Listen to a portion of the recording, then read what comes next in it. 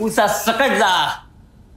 भाडका उडाला पाहिजे भाडका. नमस्कार मित्रांनो, एस मराठीमध्ये तुमचं स्वागत आहे.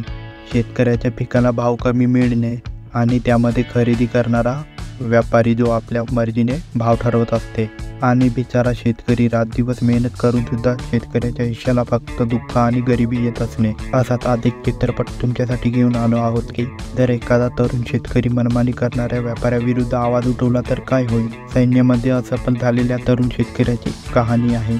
चित्रपटाचे नाव आहे रौंदड. या चित्रपटामध्ये शिवा जाधव हा आपल्या आई वडील आणि आजोबासोबत राहत असतो.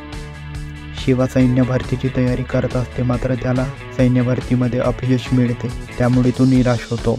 पण त्याचे आजोबा त्याला सांगतात की शेती करून सुद्धा देश सेवा केली जाऊ शकते.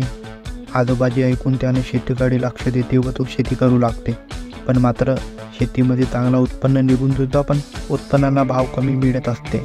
व्यापारी लोक आपली मनमानी करून त्या उत्पन्नाला कमी भाव देत असतात.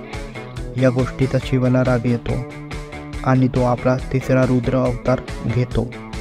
त्यानंतर शेतकऱ्याच्या उत्पन्नाला भाव मिळण्यासाठी शिवा काय करते, शिवामुळे कोणत्या गोष्टी घडतात, हे सगळं तुम्हाला रौंदड पिक्चर बघितल्यानंतरच कळेल.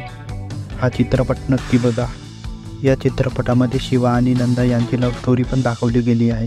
तर हा चित्रपट नक्की बघा. व्हिडिओ आवडल्यास लाईक आणि सबस्क्राईब करा. त्यामुळे तुमच्यासाठी असेच नवीन चित्रपट घेऊन येत राहील.